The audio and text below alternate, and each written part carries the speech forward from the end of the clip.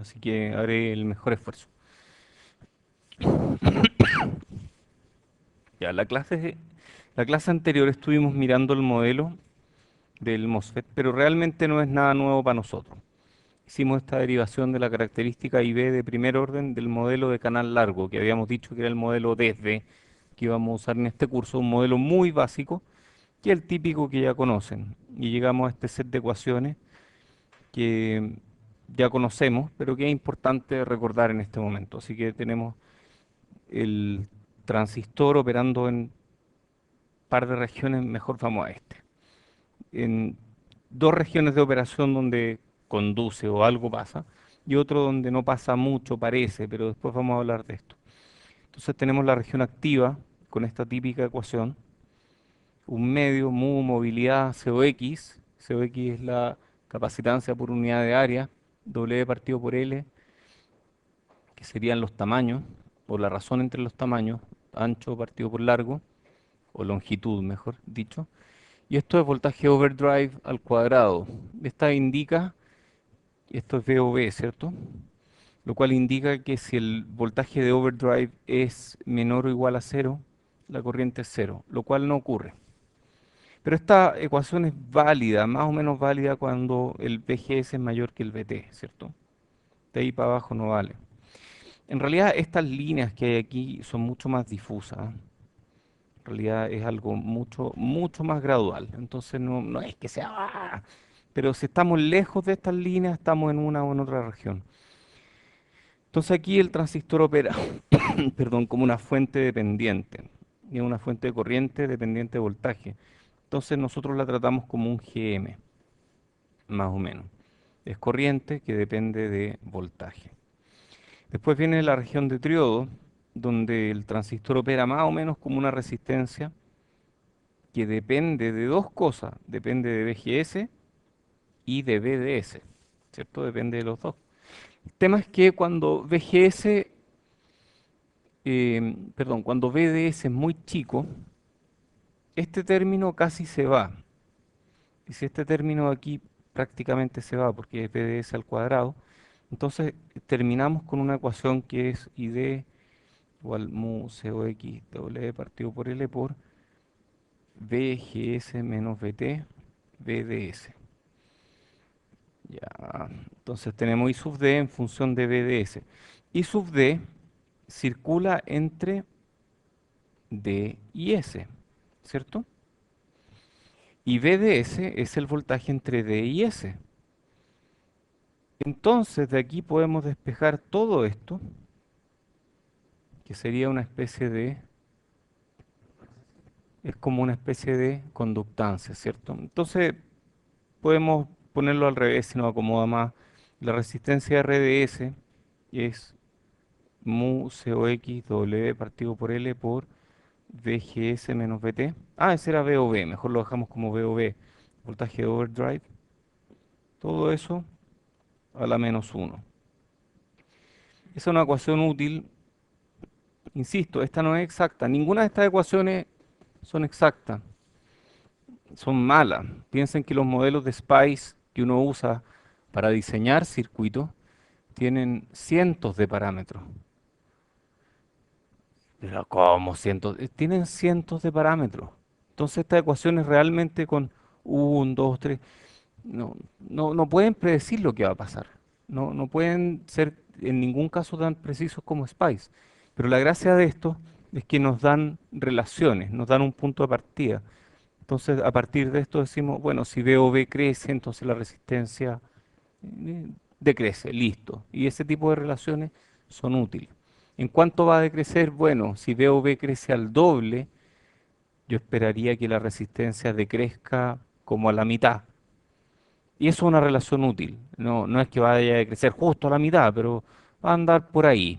Y eso es útil para diseñar. Ya, y después viene la región de subumbral donde no sabemos qué pasa, no tenemos idea. Aquí hay un gran signo de interrogación que vamos a resolver en las próximas clases.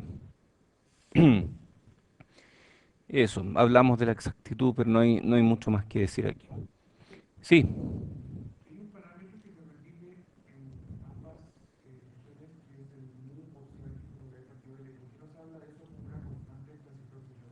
Se habla de la constante del transistor, pero yo prefiero declararlo de esta otra forma, porque en otras partes a esto le llaman Kn, o le llaman Kn', o le llaman beta o beta prima. Y yo nunca me acuerdo cuál lleva un medio y cuál no lleva un medio. Y también depende del que escribió la ecuación.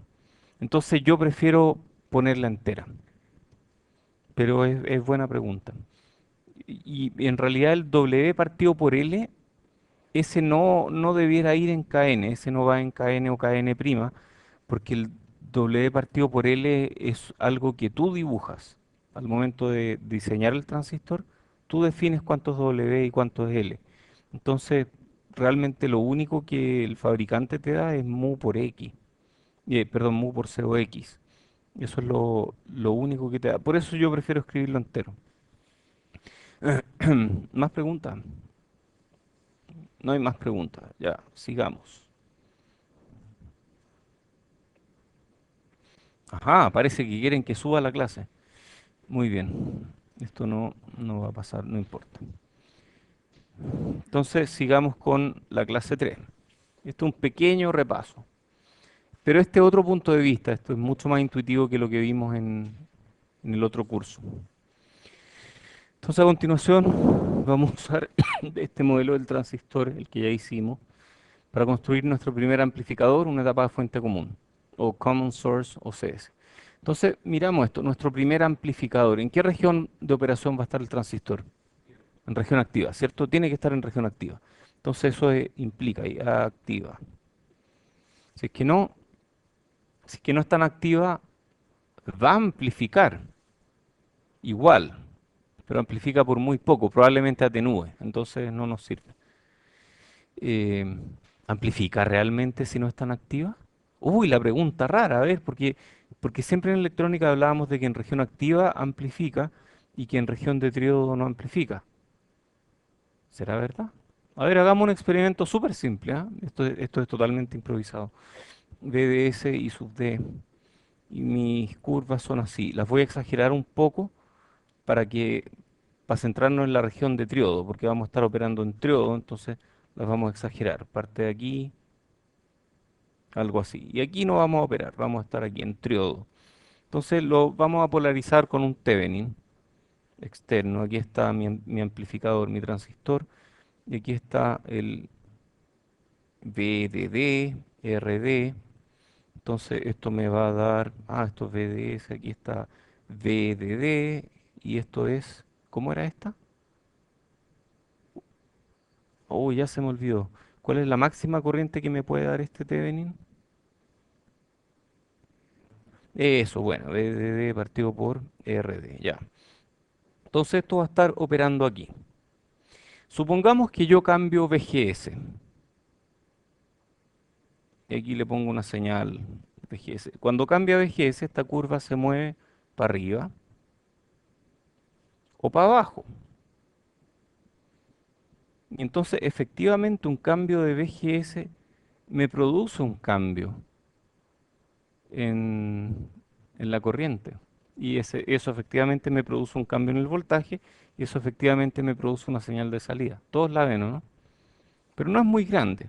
Ese mismo cambio de VGS, si yo estuviera operando en la región activa, sería mucho más grande en términos de cambio en el voltaje de salida. Entonces, esto amplifica. Un transistor operando en región de triodo se amplifica, pero amplifica muy poco. No sirve para amplificar. No está hecho. Es como tratar de clavar un clavo con una peineta. No sirve. Entonces, vamos a estar operando en región activa. ¿Alguien no ve por qué no es tan bueno esto? ¿Todos lo ven? ¿Sí? Si hay dudas, por favor, cuéntenme. Los triodos de vacío, estos tubos de vacío que había antes, tenían curvas parecidas a estas de acá. Entonces eran súper empinadas, tenían una resistencia de salida súper mala. Y aún así amplificaban. ¿Cómo era posible que amplificaran tanto? Porque se usan voltajes tan grandes que esto es una parte sustancial de un voltaje grande. Esa es la gracia, por eso amplifican. Pero si uno tiene voltajes reducidos, la única forma de amplificar es en región activa. Entonces nos vamos a centrar en región activa. Si tienen dudas, por favor, pregunten. ¿De acuerdo? Ya, entonces vamos con nuestro primer amplificador. La típica forma de amplificar voltajes en electrónica no es convirtiendo un voltaje en otro más alto, sino que es convirtiendo un voltaje en una corriente, pasándola por un transconductor o transconductancia, y luego convirtiendo esa corriente a voltaje, pasándola por... ¿Cómo convertíamos corriente a voltaje? Uy, estoy perdido. Debe ser la fiebre. Eso, gracias, gracias. Por una resistencia, sí. Sí. Ya, pues atrévanse. Ya, entonces, esa es la forma. Para convertir un voltaje chico a un voltaje grande, pasamos el voltaje chico por una transconductancia, que es la propiedad del transistor en región activa, Gm, y luego pasamos esa corriente por alguna resistencia de salida. Entonces, esencialmente tenemos esto, un voltaje de entrada. Esto es lineal, es pequeña señal, como quieran llamarlo. Y este voltaje de entrada entra de alguna forma a un transconductor que dice Gm por Vin, ¿cierto? Entonces agarra este Vin y lo multiplica por Gm y eso me da una corriente. Y esa corriente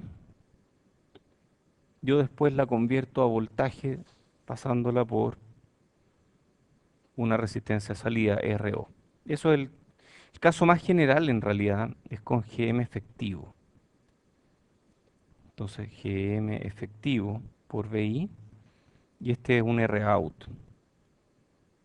que es como un Rout equivalente. Entonces aquí tenemos un VO y ese VO, si es que hacemos el cálculo de esto facilito, ¿cierto?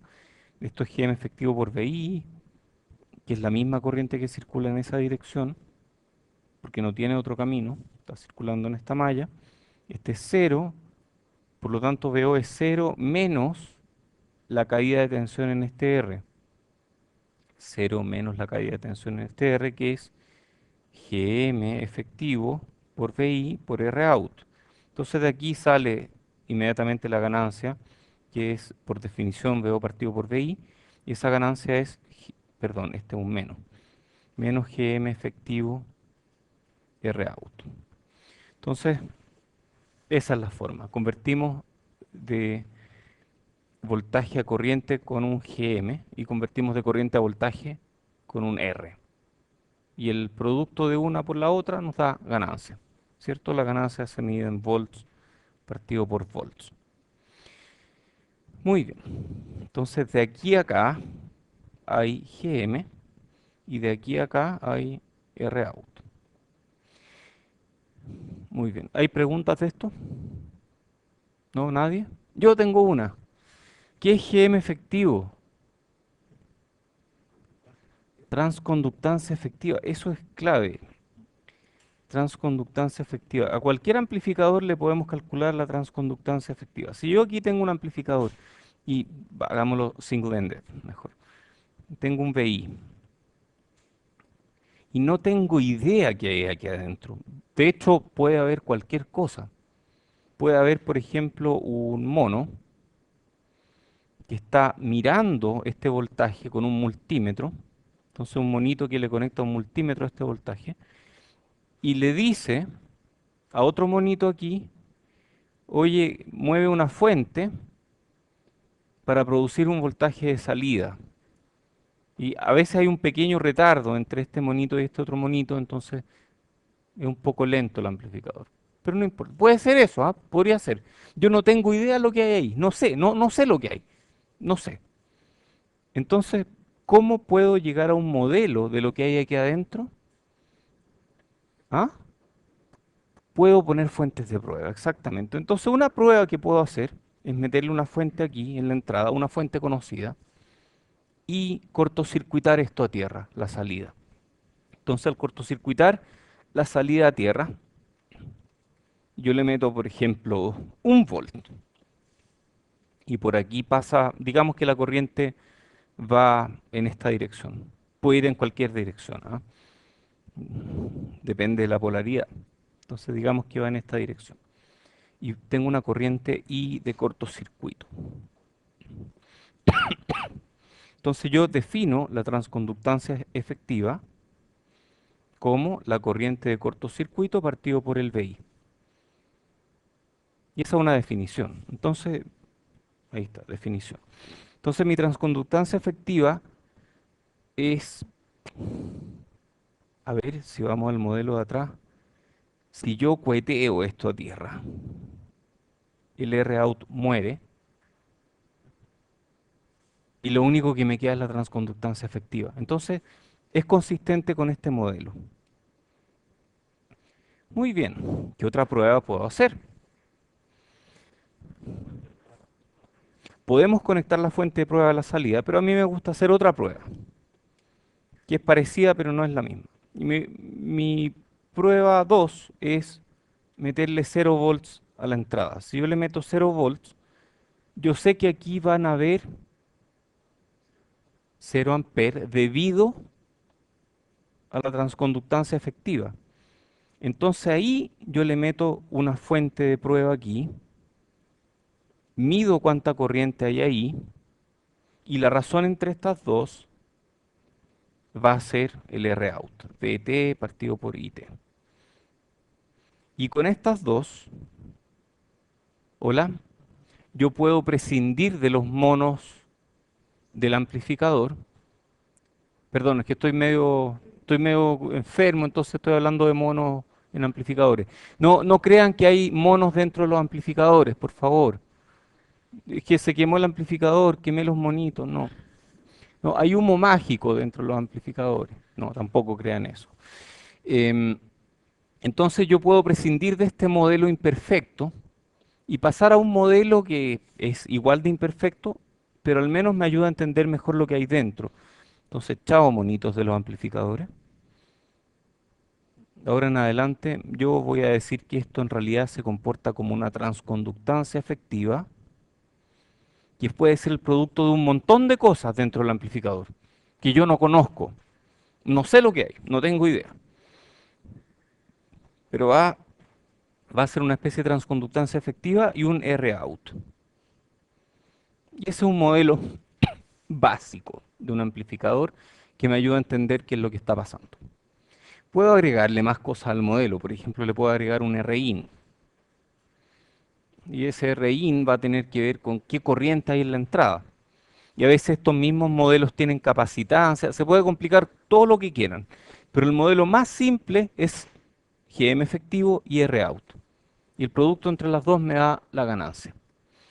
¿Preguntas de esto? ¿No hay preguntas? Ya, tengamos eso en cuenta. Sí, hay preguntas, Jorge.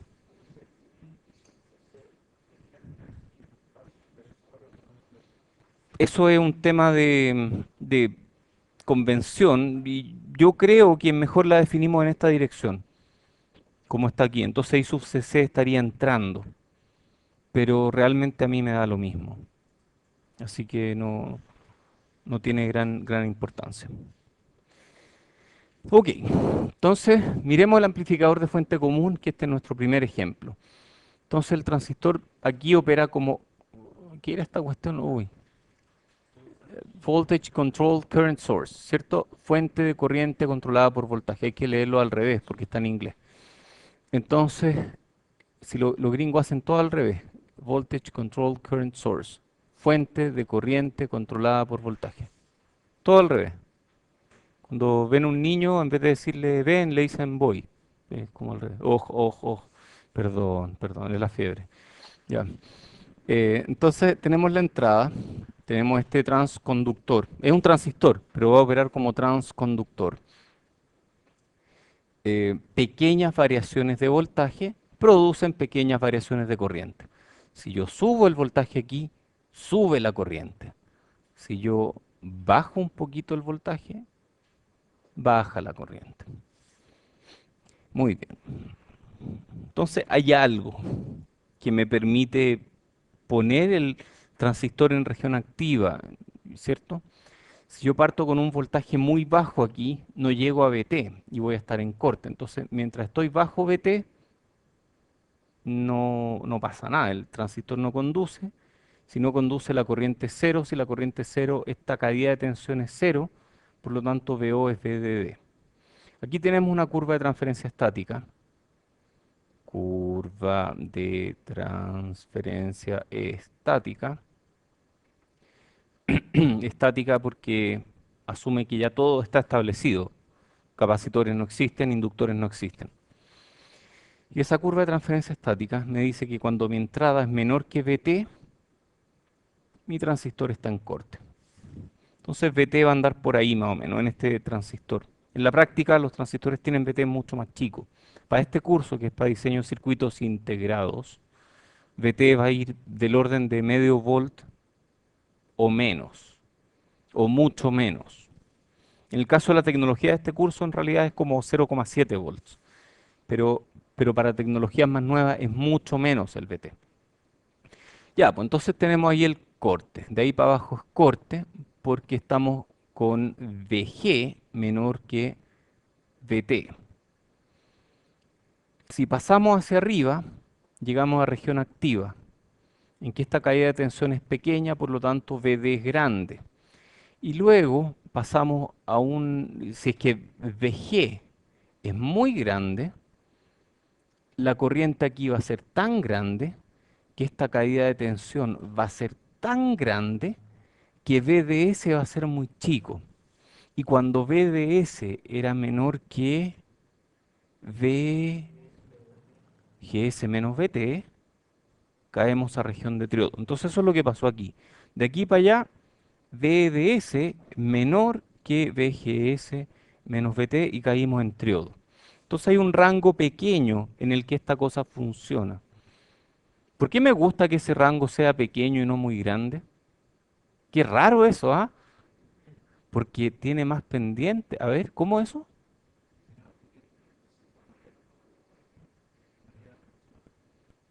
Ajá, ¿y la pendiente qué me da? La ganancia, ¿cierto? O sea, si tiene más pendiente, tiene más ganancia, pero el rango de operación es más chico. Sí, tiene sentido. O sea, la ganancia es de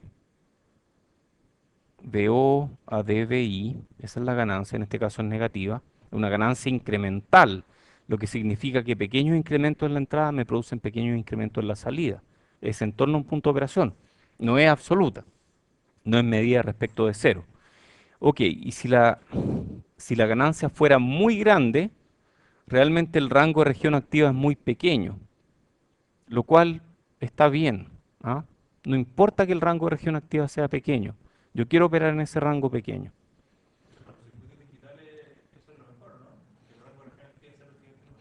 Si no hablamos de región activa ahí, realmente la región activa ocurre en las transiciones solamente. Normalmente están o en triodo o en corte. O sea, uno está conectando a VDD, el otro está en corte y no está conectando a ninguna parte. Y pasa por región activa durante las transiciones. Y durante esas transiciones quema más corriente. Entonces no queremos que ocurra, queremos que pase lo más rápidamente por las transiciones.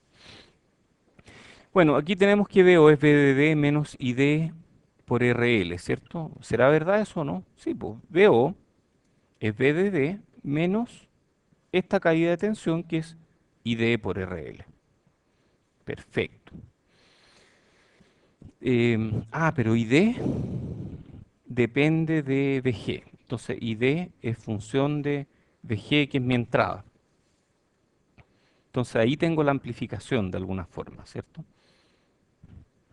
Vamos a ver hacia dónde llegamos. Hagamos un pequeño ejercicio aquí mismo, de hecho.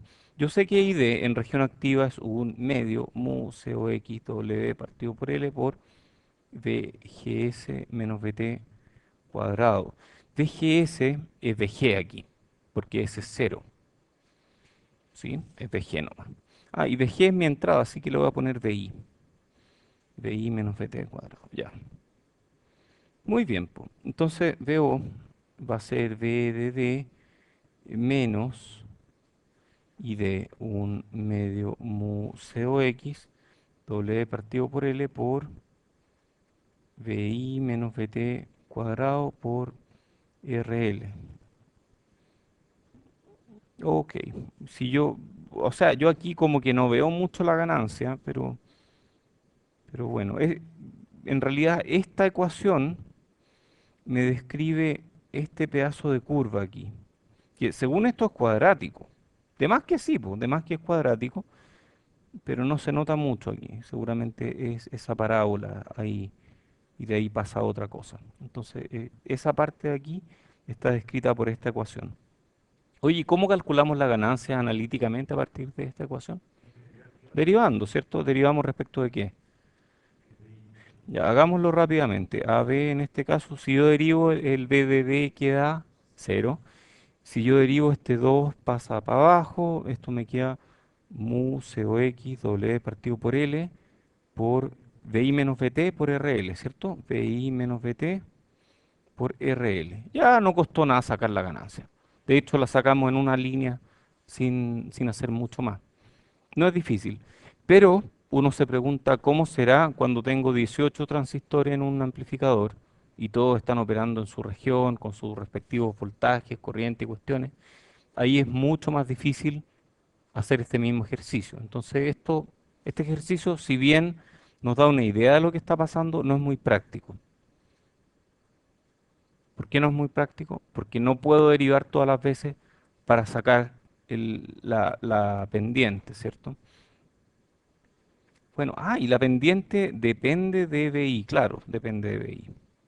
Cuando BI es igual a BT, la pendiente es cero, o sea, esta cosa parte aquí en cero y empieza a bajar, se vuelve negativa la pendiente, ¿cierto? Se vuelve negativa. Y hasta aquí, de ahí pasa triodo. Ok, polarización, que en inglés se dice bias. Bias, ay, bias. Necesitamos una especie de batería que lleve el voltaje de entrada a una región de operación útil. Entonces la entrada va a tener una parte que es DC, que la represento como una batería, y una parte que es AC, puramente AC. Y lo que hay aquí en la entrada, que es un voltaje instantáneo, yo lo voy a asignar como V sub G, por ejemplo, es la suma de VG en DC más VG en AC. Y esta es la típica notación que vamos a usar. Este es el instantáneo, minúscula, mayúscula, DC, mayúscula, mayúscula, AC, minúscula, minúscula. Y la suma de DC más AC me da instantáneo. ¿Cuál es la componente DC del voltaje AC? Cero. Entonces eso es como obvio, pero es verdad, uno tiene que preguntárselo. Entonces significa que este va a ser positivo en alguna parte del tiempo y negativo en otra parte del tiempo. No puede ser siempre positivo, siempre negativo. Y este otro es constante. Muy bien. Entonces definamos VOB como VI menos VT en el punto de operación. Ese es el voltaje de overdrive o sobreexcitación de compuerta. Eso es cuán en exceso está VG o VGS por sobre VT. Dice cuán prendido está el amplificador, cuán prendido está el transistor. Si no hay señal de entrada, VOB es VGS menos VT. Y cuando hay señal de entrada, le aplicamos una pequeña diferencia que cambia VOB. Entonces hay alguien que se tiene que preocupar de que haya una polarización que nos mantenga justo en esta región activa en alguna parte, en un punto Q dentro de la región activa. Si es que esa fuente es muy grande, vamos a estar por acá o por acá y no va a amplificar bien, porque la ganancia va a ser muy chica.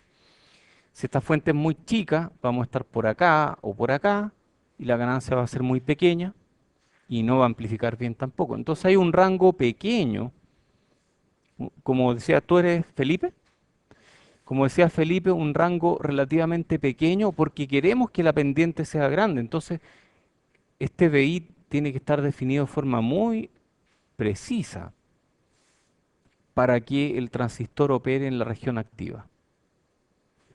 ¿Sí? Esta, dices tú, no, es propia del circuito en realidad, porque va a depender del R, pero va a tener una dependencia sobre el transistor. Porque, por ejemplo, aquí está BT. Entonces, eso sí depende del transistor, pero esta pendiente va a ser algo así como en un punto de operación dado. Ah, pero si la teníamos aquí, va a depender de RL. Entonces, igual depende del circuito externo. Muy bien, pues entonces alguien se encarga de que este transistor esté operando en región activa y pone mágicamente un voltaje de entrada para que funcione. Rodrigo, sí es bueno, porque el rango es pequeño, implica que tiene gran ganancia. El problema es cómo pongo el voltaje de entrada justo en ese pedazo de...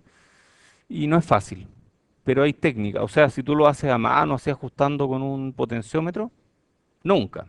No lo lográis nunca. Pero, pero se puede hacer de otra forma. Por ejemplo, con realimentación. ¿Sí?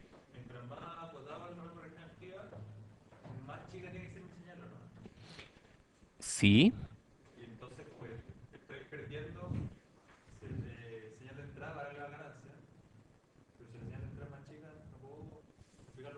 sí, eso es pésimo en realidad. Sí. ¿Cómo es tu nombre? Nicolás. Tengo pésima memoria con los nombres. Ya, entonces, lo que dice Nicolás es que efectivamente, si tengo la media ganancia, a ver, pensémoslo de una forma muy básica. Si tengo tremenda ganancia y tengo un voltaje de salida que se mueve en este rango, ese es un rango, ¿cómo le llamamos? Excursión de salida. Excursión de salida, que viene de output swing, ¿cierto? Output swing.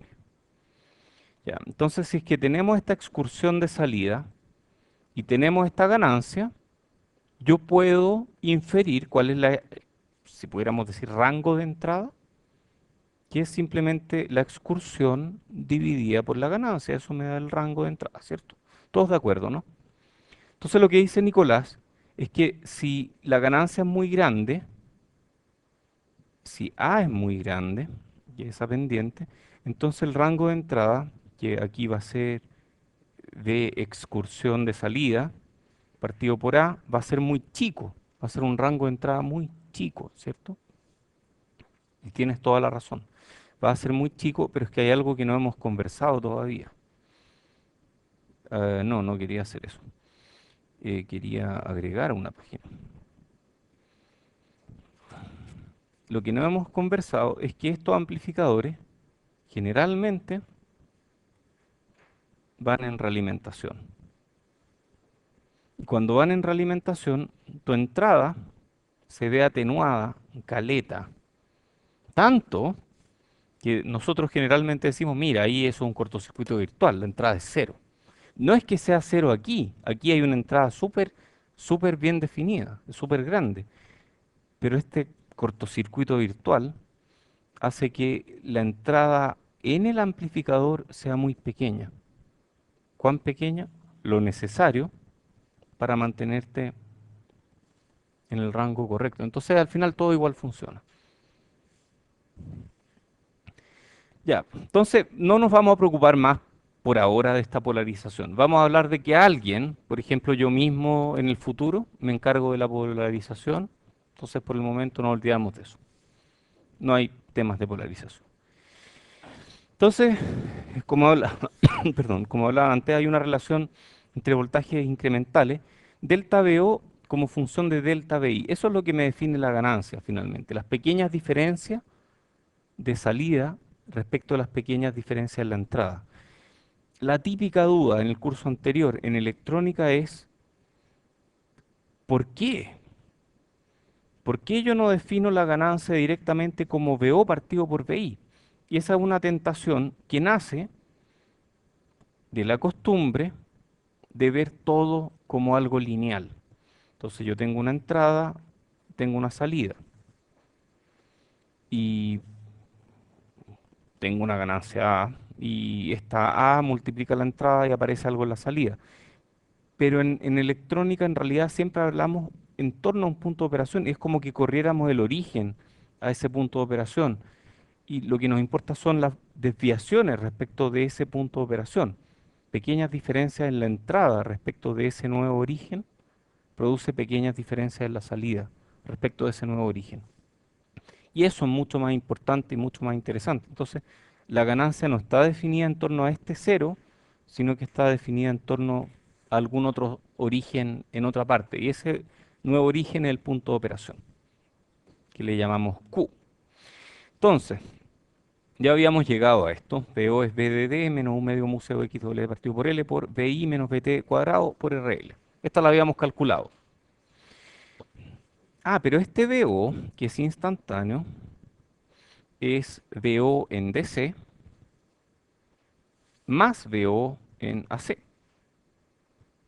Y eso es BDD menos un medio museo. Lo mismo con BI, que tiene una componente DC y tiene una componente AC. Perfecto. ¿Y qué hicimos aquí? Ah, ¿verdad que BI en DC menos BT son VOV? El voltaje de overdrive. VOV en DC, digamos que es fijo para un punto de operación. Como que están apareciendo muy seguido esas dos cosas. VOV y punto de operación están siempre apareciendo en la misma frase. Por algo será o no. Parece que VOV me está definiendo el punto de operación del transistor. Eso es una sospecha. Entonces, vamos a anotarlo en alguna parte por si se nos olvida. Sospecha. Sospecha. VOV define el punto de operación. Bueno, después vamos a ver, a mí me encanta contar el final de las películas. Después vamos a ver que esto es cierto hasta cierto punto, que en realidad DOV define el punto de operación, pero no es la única variable que me define el punto de operación, hay otras que son un poco mejores. Pero por el momento vamos a asumir que DOV es sinónimo de punto de operación. Ah, de hecho, si es que miramos esta curva, VOV es el exceso de VI por sobre VT. Entonces, si esto de aquí es VT, es como que VOV parte en cero aquí, y de aquí para arriba es VOV. O sea, yo podría definir otro eje, que sea VOV con cero, y definirlo así. Entonces, VOV efectivamente me indica dónde voy a operar. VOV me indica el punto de operación. Entonces, VOV y punto de operación pueden ser usados indistintamente ahora. Por ahora, un rato nomás. Ya, entonces tenemos VOV. Restémosle, perdón, restémosle VO a lado y lado. Entonces, si yo le resto VO, aquí me queda VO igual ¿verdad? Pues porque le resté. Momento, VO.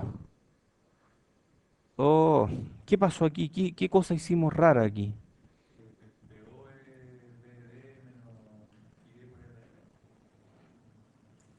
VO es VDD, sí, VO es VDD menos ID por RL, ¿sí? ¿Y cómo despejamos eso aquí? ¿De dónde sacamos el ID por RL?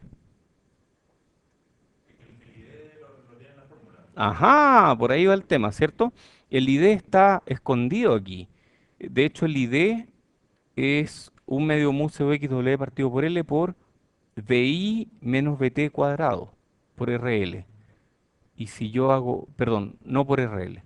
Y si yo despejo ese ID, aquí me salté un paso en realidad, entonces puedo quitarle el VO y quedarme con esta parte de acá. Entonces hasta aquí el resultado es exacto, no hay aproximación. Es matemáticamente exacto, pero no es muy preciso, porque sabemos que estos modelos son malos. Ya lo vimos la clase pasada, estos modelos son malos. Pero no importa. Ya, pues, y de aquí podemos después, ¿qué hicimos aquí? VO, sacamos un VOV para afuera, lo dividimos y... Ah, ya, perfecto. Y nos queda algo aquí, multiplicado por VI. VO es algo multiplicado por VI por otra. cosa. Sí, no soy muy claro con eso. Es algo multiplicado por BI y por otra cosa. Pero BO es algo multiplicado por BI. Yo a ese algo le llamaría ganancia al tiro, ¿cierto? Eso es ganancia, porque multiplica BI.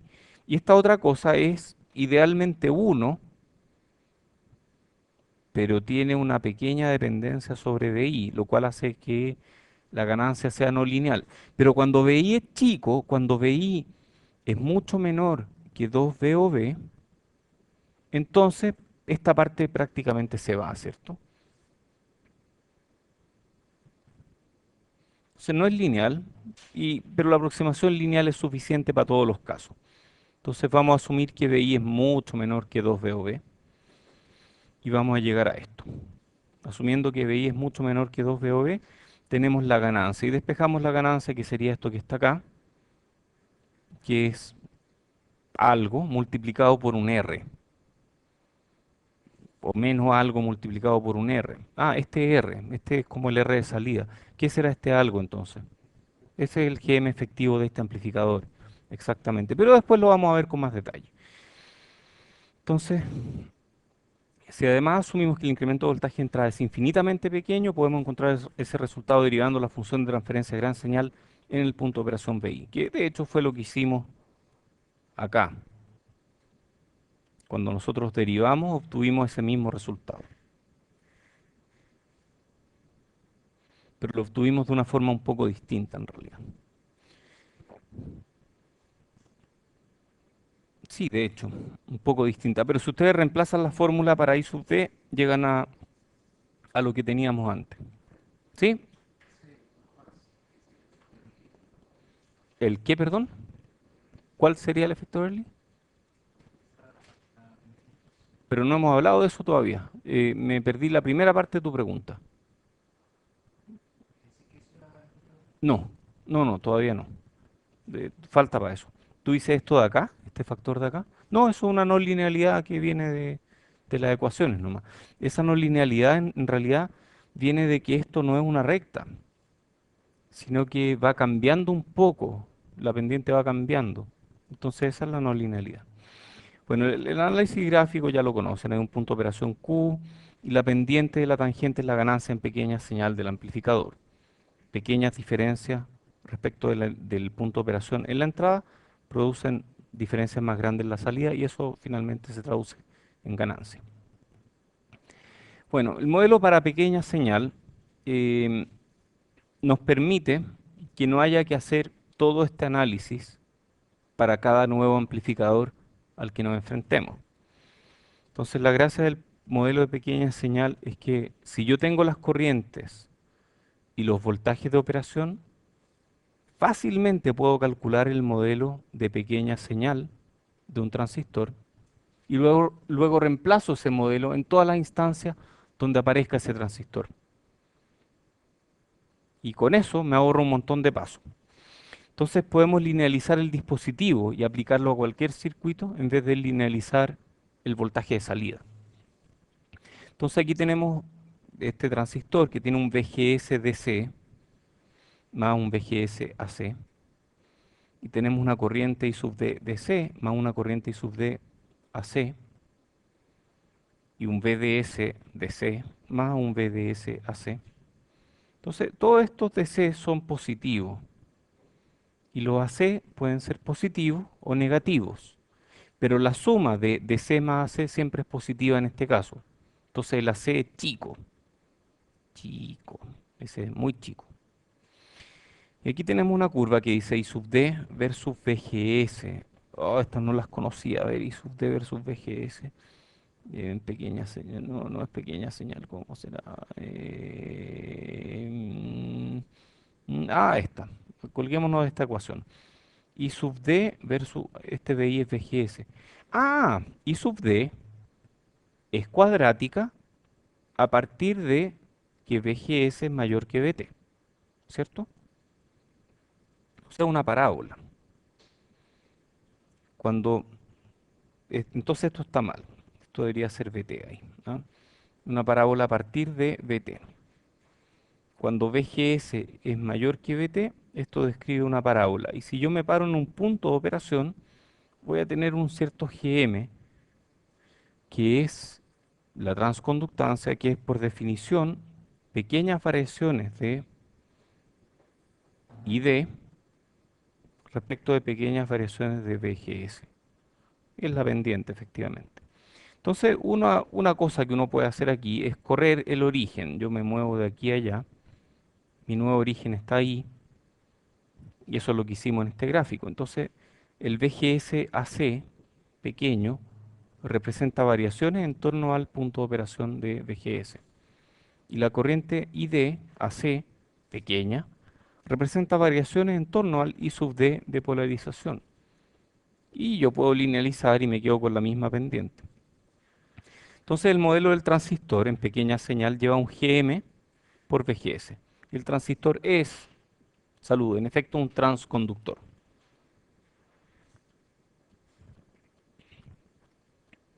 que tiene como principal propiedad la transconductancia GM. Entonces, la transconductancia GM es el parámetro que relaciona voltaje de compuerta de pequeña señal con corriente de Dren y equivale a I21 en las redes de dos puertos. O sea, si hablamos de redes de dos puertos, esto tiene un equivalente, pero no vamos a hablar de redes de dos puertos en este curso. La transconductancia es calculada derivando la característica IB de gran señal y evaluándola en el punto de operación. Entonces yo puedo calcular ID, como dijimos aquí, yo puedo calcular GM como la derivada de ID respecto de BGS. Entonces, si tengo ID y derivo ID respecto a BGS, me da la transconductancia. Eso es por definición. Derivada de ID respecto de BGS, y eso es mu COX W partido por L de OB. Entonces esta es una ecuación para GM. Esta de aquí es otra ecuación para GM. Y esta de aquí es otra ecuación para GM. Tenemos tres ecuaciones para GM. ¿Por qué tenemos tantas ecuaciones para GM? ¿Es normal que haya tantas ecuaciones? ¿Son todas la misma?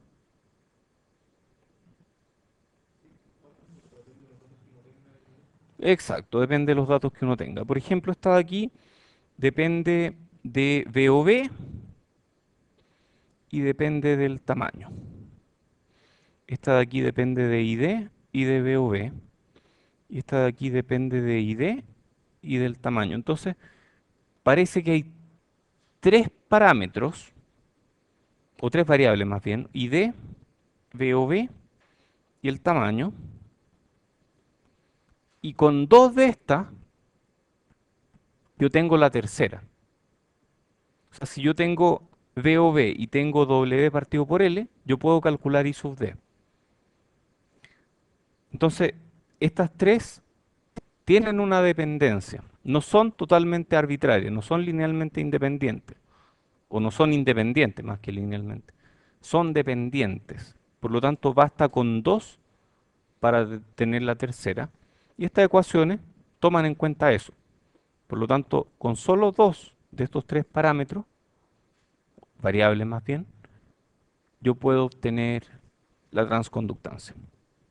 La que más me gusta a mí de estas tres es la del medio, porque es más corta. Yo siempre digo, soy muy flojo y me es más fácil aprenderme cosas sencillas. 2ID partido por VOB es muy fácil de aprender. Pero además porque esta me indica mejor, eh, esta omite el W partido por L. Y aquí además no aparece ni el mu ni el COX. Entonces, esta no depende de la de la tecnología, no depende del proceso. No depende del proceso.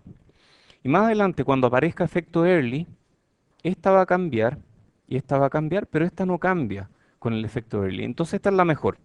Si hay que aprenderse una, apréndanse esta. 2ID partido por VOB. Esa es la mejor. Muy bien.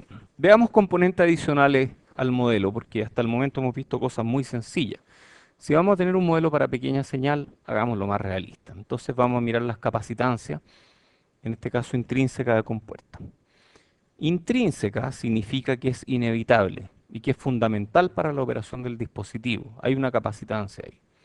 Hay otras capacitancias que no son intrínsecas, por lo tanto son extrínsecas. In, extrínseca. Sí, lo cual no siempre se aplica, porque si hablo de intrínseco, luego extrínseco. Si hablo de incremento, la otra es decremento, ¿cierto? Entonces no siempre se aplica eso de que in y ex, pero en este caso se aplica. Entonces intrínseca, extrínseca. Al decir capacitancias de compuertas, debemos distinguir según la región de operación. Entonces, si el transistor está encendido, estamos en regiones de triodo y activa, activa para amplificadores, triodo para otros casos. Y el transistor apagado, o más bien estamos en subumbral, y ahí no sabemos lo que ocurre todavía. Entonces, veamos lo que pasa en triodo.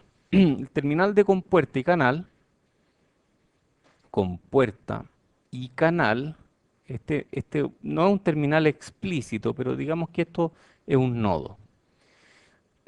Forman un capacitor de placas paralelas, donde CGC, C es por canal, es W por L. No es partido por L, es W por L.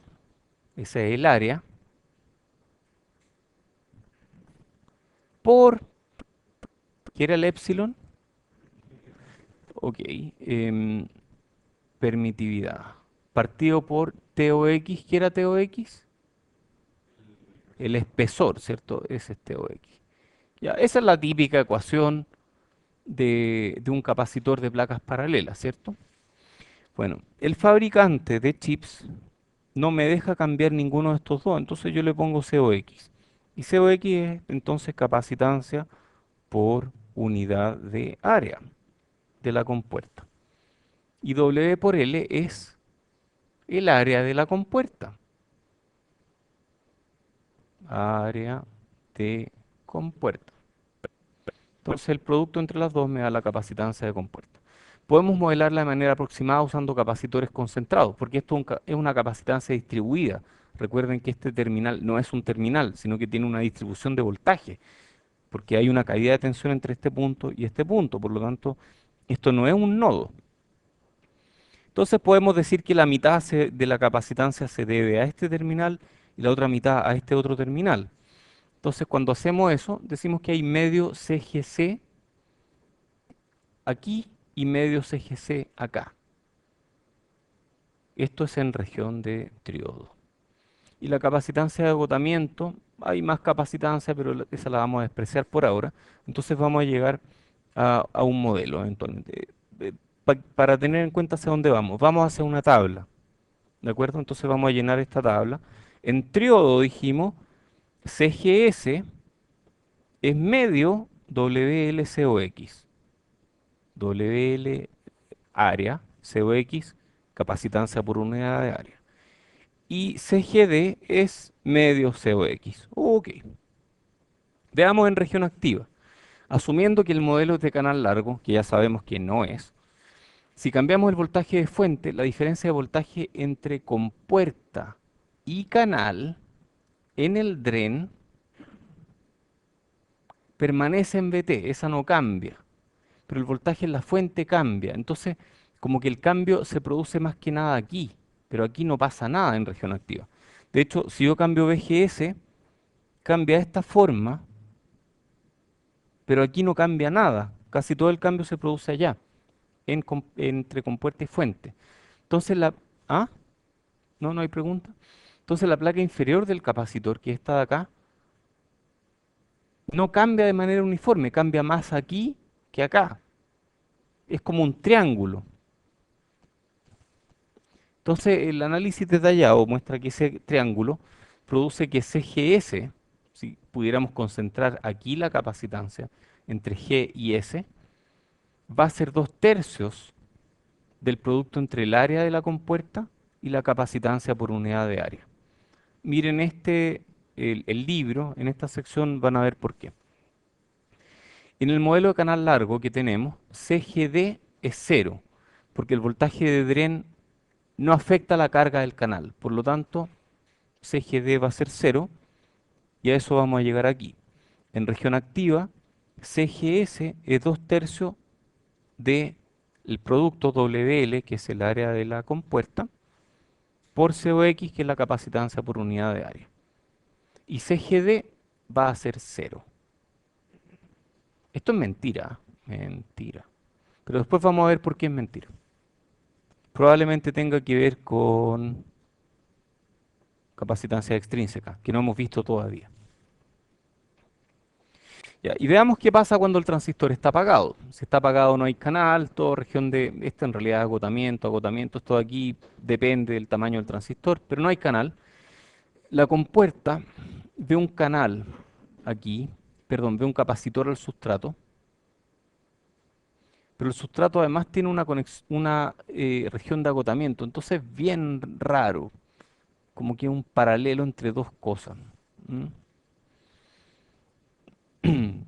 Entonces la compuerta ve un capacitor al sustrato equivalente a la conexión en serie.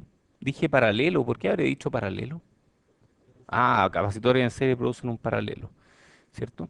Entonces, equivalente a la conexión en serie del capacitor de óxido de compuerta, que es W por L por COX, y el capacitor de la región de agotamiento. Y si el voltaje de compuerta es negativo, la región de agotamiento se achica y la capacitancia de la región de agotamiento crece. Con voltaje de compuerta muy negativo, la capacitancia se aproxima a CGC. Entonces, es súper no lineal, es terrible de no lineal. Y si nos vamos a subumbral, que esto es corte, CGS 0, CGD 0 y CGB, que era B, B, CGB, pasa a ser el paralelo entre WLCOX, que lo pusimos aquí, y este otro que no me acordaba cómo se llamaba, por eso no lo puse, CSB, CCB, entre el canal y el cuerpo. Ok, muy bien. Bueno, este resumen está incompleto, porque hay solo tres capacitanzas, después aparecen más y las que hay van a ir cambiando. Pero si es que hay un modelo que tienen que aprenderse, es este. Y estas de aquí, estas tres en particular, son clave. En región activa, este 2/3 WLCOX es muy útil. Y esto, un medio, es fácil porque son las dos iguales, en triodo. Perfecto. Se ve feo, ¿ah? Porque se ve un transistor con tres capacitancias, lo cual ya es feo. Pero después van a ver más, así que se va a poner aún más feo. Em, lo otro es que se va a poner aún más feo porque estas capacitancias en realidad no son concentradas, sino que están distribuidas. Yo cambio un voltaje y cambia la carga, pero no cambia como si hubiera una capacitancia física, sino que como que se redistribuye. Entonces, realmente lo que ocurre es como una capacitancia de varios terminales.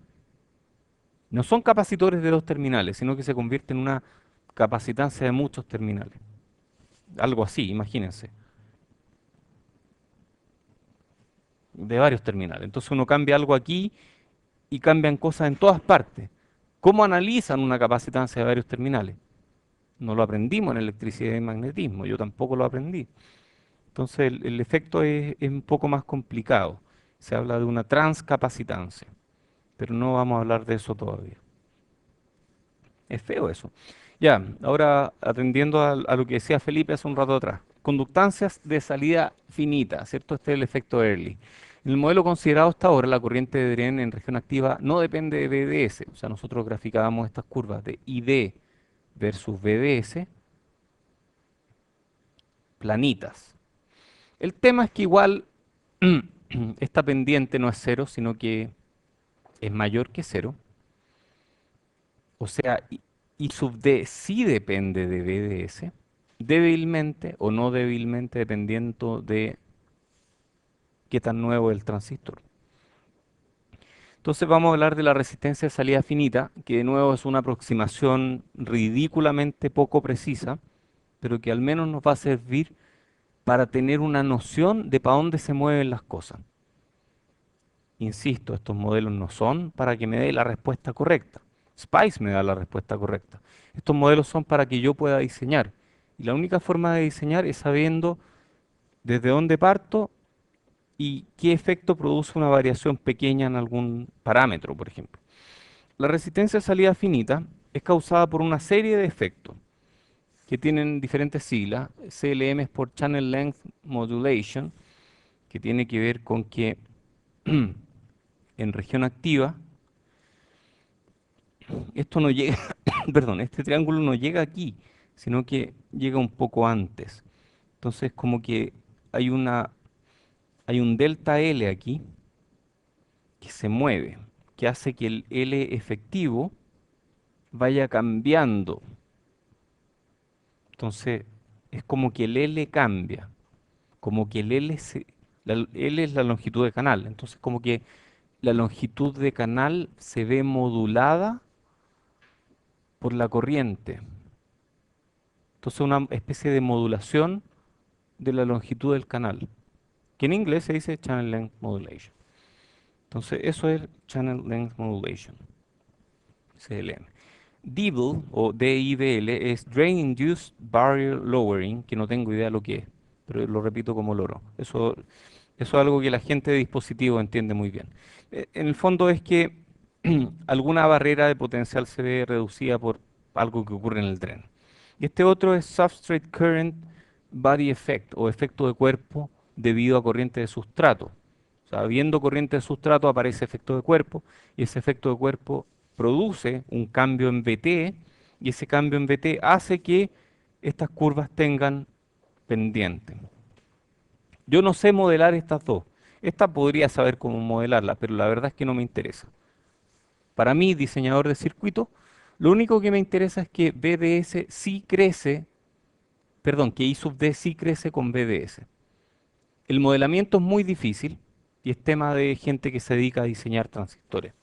Yo no hago eso, yo tomo transistores y diseño circuitos, por lo tanto a mí me basta con el modelo más sencillo que asume que I sub D aumenta linealmente con BDS, según este factor de corrección lambda que tiene unidades de 1 partido por volt. Lambda es inversamente proporcional a la longitud del canal, entonces mientras más largo el canal, más pequeño es lambda. ¿Sí?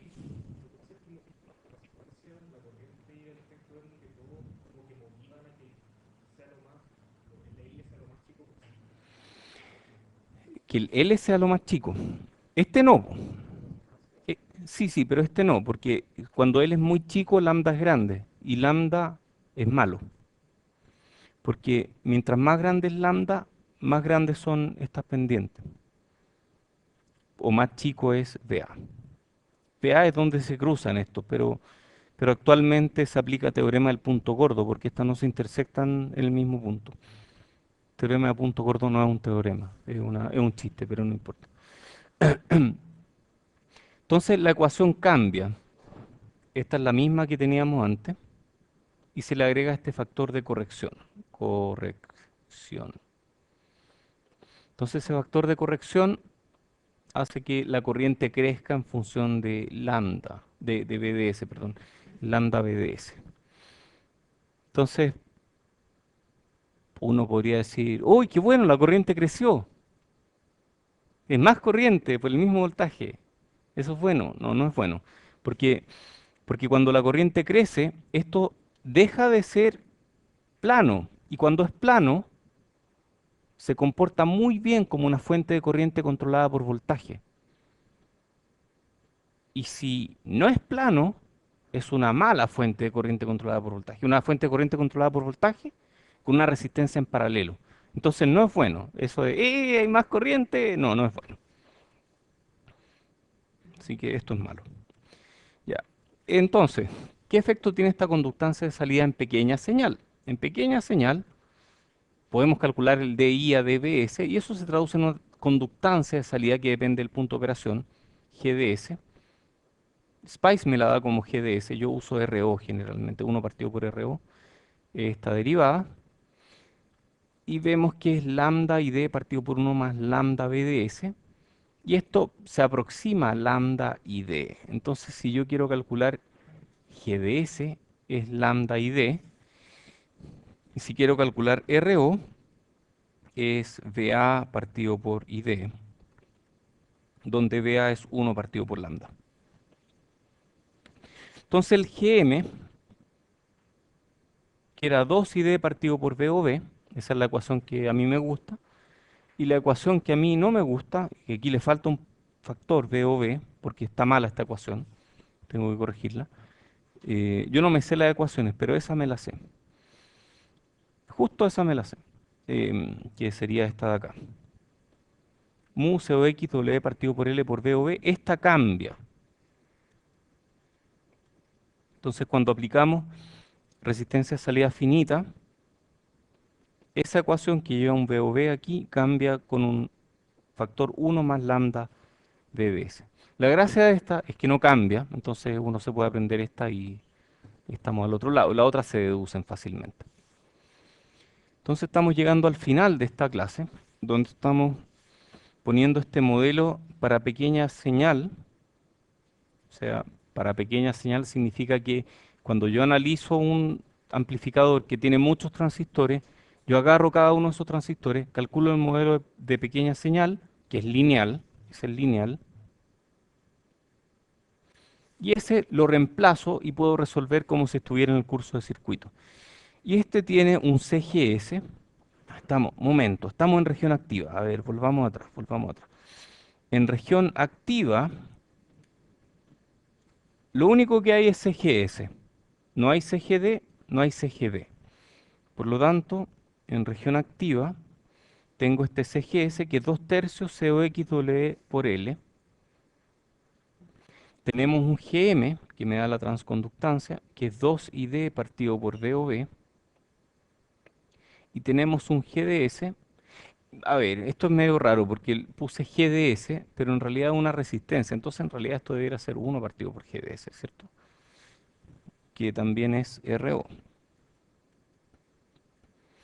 Y RO es... No hay ecuación para RO.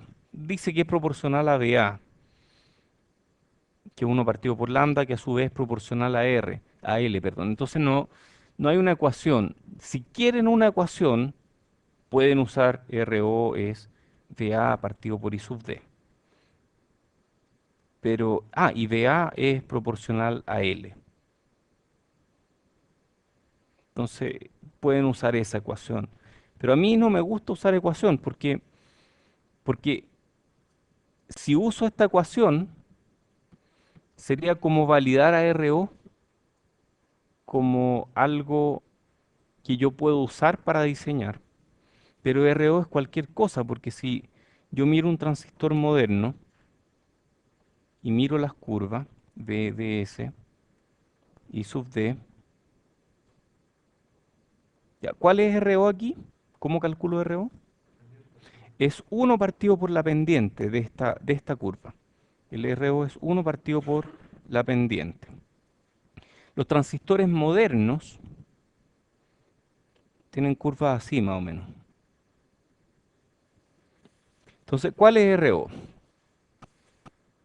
Insisto, si yo uso esta ecuación, sería validar el modelo para algo que realmente no es válido porque la ecuación es horrible. Entonces, la ecuación real de esto es horrible. A ver, en realidad la hice mal, es como así, más o menos así. Entonces, no sirve mucho. ¿Cómo voy a diseñar con algo tan feo? En que la región de triodo y la región activa son casi iguales. Esto es como un tubo de vacío. No me sirve mucho, pero bueno, sirve y se puede usar. Pero lo importante es eso, lo importante es saber que esta ecuación es mala. Esta no es mala, esta de aquí es decente, pero esta es muy mala. Entonces esta de aquí la usamos solo si es absolutamente necesaria. ¿Preguntas? Ya pues, dejémoslo hasta aquí, ¿sí?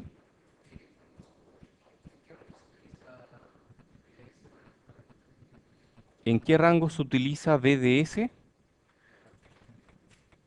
Em, Tú dices, no te entiendo bien la pregunta. O sea, si yo estoy operando aquí,